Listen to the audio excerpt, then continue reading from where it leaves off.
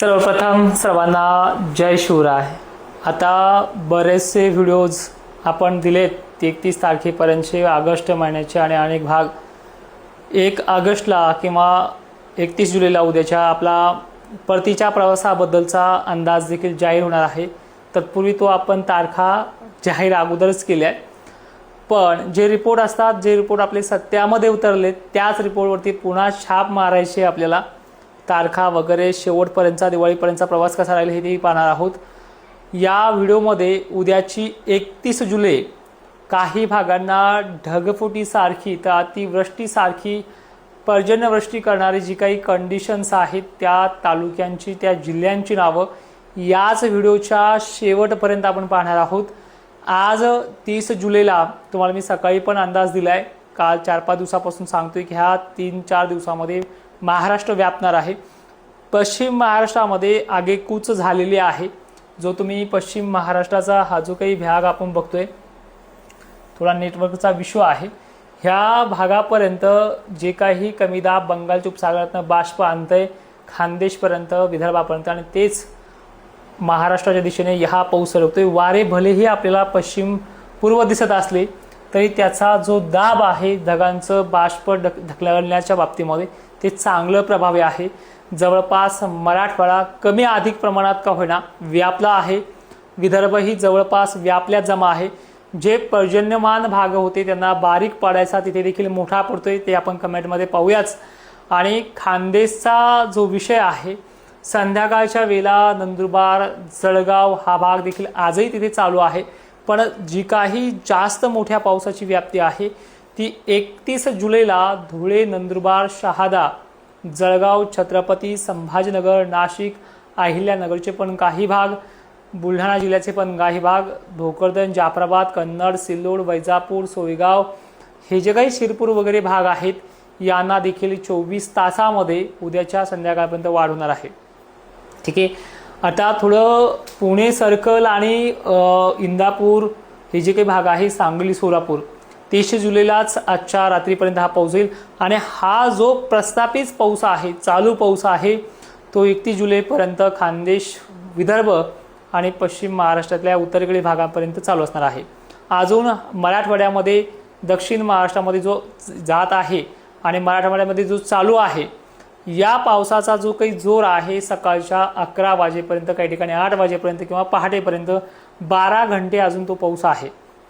त्यानंतर दुसरा जो टप्पा आहे, जे उघडीप मागतायत ते शेतकऱ्यांना, यामध्ये एक व्यवस्थित असं सजेशन आपण केलेलं आहे की 3 दिवस 1 ऑगस्ट, खरं तर उद्यासुद्धा लातूरसह नांदेड, जालन्यामध्ये थोडी उघडीप पाहायला मिळेल दुपारनंतर, पण वारे जोराने आहेत, बारीक बुरबुरचे सटकारे याच्यामध्ये राहतीलच। पण परत महाराष्ट्रामध्ये 3 ते 5 तारखेदरम्यान सुरुवात होणार आहे। सुरुवात 3 तारखेला, 2 तारखेला सुद्धा नांदेड वगैरे भागात पाऊस आहे, मोठी उघाड नाही आहे, मोठा असा तुम्हाला 4-5 दिवस कामं करतील असं नाही। हां, ते करताही येतील। कुठला भाग आहे तो? मग छत्रपती संभाजीनगरचा जो काही वरचा भाग आहे या परिसरामध्ये ह्या नेटवर्कचा इश्यू आहे आणि त्यामुळे नकाशा लागला पाहायला वरती, डिजिटल बोर्ड सोडून पोहतो की काय। हा जो गॅप आहे इथे वारे जास्त जोराने राहतात, ह्या पट्ट्यामध्ये अहिल्यानगर इथे मिळू शकतो एक 6-7 दिवसाचा गॅप, 2 तारखेपासून 6-3-4 म्हणजे एवढा मी मोठा गॅप नाही, 4 दिवसाचा गॅप मिळू शकतो। पण हा जो काही नांदेड पट्टा इथे आता नकाशाची नावं आपण हाईड केलेले आहेत, मॅप पण हाईड केला, फक्त वाऱ्याचा आणि याचं डायरेक्शन दिसते।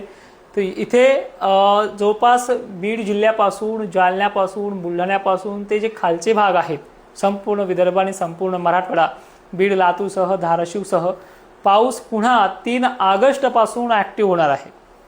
3 ऑगस्टपासून ॲक्टिव्ह झालेला पाऊस थांबेल कधी हे आज नाही सांगू शकत। सांगता आलं तर ते 9 ऑगस्टला, 8 ऑगस्टला आपण आधी सांगितलेलं आहे, तिथपर्यंत समजलं आहे। पण ज्यावेळेस 3 ऑगस्टला हा चालू होईल, 3, 4 आणि 5 ह्या ज्या तारखा आहेत ह्या वाढीव आहेत, म्हणजे ह्या जसं 26-27ला सुरुवात झाली अनेक ठिकाणी, तसंच सेम पॅटर्न जो आहे तो ह्या 3-4ला सुरुवात करेल, 5 पर्यंत महाराष्ट्राचा 70% भाग येईल आणि परत 6 ऑगस्टपासून तो 7-8 ऑगस्टला 90%, 95%, 100% भाग यायला सुरुवात करू शकतो। म्हणजे असा पॅटर्न ह्या 2 आठवड्याचा आहे। मग 31 तारखेबद्दल उद्याच्या जुलैच्या बोलायचं झालं तर नाशिककरांना, खानदेशकरांना, जळगावकरांना, छत्रपती संभाजीनगरकरांना अलर्ट आहेत. मग तो उत्तरेकडील भाग असू शकतो किंवा उत्तर महाराष्ट्र आपण सरळ सरळ म्हणू शकतो. अलर्ट म्हणजे काय आहे की काही ठराविक गावं अशी आहे की तिथे मोठा पाऊस पडू शकतो, नदी नाल्यांना पाणी सुद्धा येऊ शकतं. आणि जायकवाडी जे धरणाचा विषय आहे, आपण 75% सांगितले 2 ऑगस्ट ते 70% झालंय. आता 5% तर कोण्या हालतमध्ये असं बी होणार आहे. ठीक आहे, तर मग त्या पावसाचा प्रमाणात देखील वाढ होऊ शकते. कदाचित 75 ऐवजी 80 पण होऊ शकतं. परतीच्या पावसाचं पाणी कुठे ठेवाल ही सुद्धा परिस्थिती गोदाकाठच्या शेतकऱ्यांना देखील पुढील एका महिन्यानंतर हे प्रश्न उद्भवणार आहेत. आता विषय असा आहे की 3 ऑगस्टपासून ते 8-9 ऑगस्टपर्यंत पुन्हा पाऊस आहे. थोडा सुद्धा महाराष्ट्रामध्ये गावानुसार, तालुक्यानुसार एक वेगळा गॅप मिळेल, पण असा मोठा 20 दिवसाचा बखाड अजूनही निदर्शनास निघत नाही.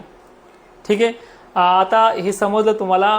पंढरपूर एरिया वगैरे भाग जो आहे पर्जन्य छायेमध्ये, हा पॅटर्न सुद्धा काय आहे, पुढच्या वर्षी कसं इथे राहू शकतं, ह्या पॅटर्नची पद्धत वर्षानुवर्षे वाढत चालली आहे. जुलै आणि जून यांना कधीही परेशानच करणार आहे. 10 साल 5 सालातून 1 साल यांना चांगलं येईल आणि आता अशा सामना करायचा आहे, ते सुद्धा त्यामध्ये आपण सांगणार आहोत. आणि हा व्हिडिओचा मुद्दा फक्त एवढाच होता की बंगालच्या उपसागरातला जो काही कमी दाब आहे, हा MP वगैरे भागातनं जे काही बाष्प गोळा करून महाराष्ट्राच्या सीमेवरती आणतोय.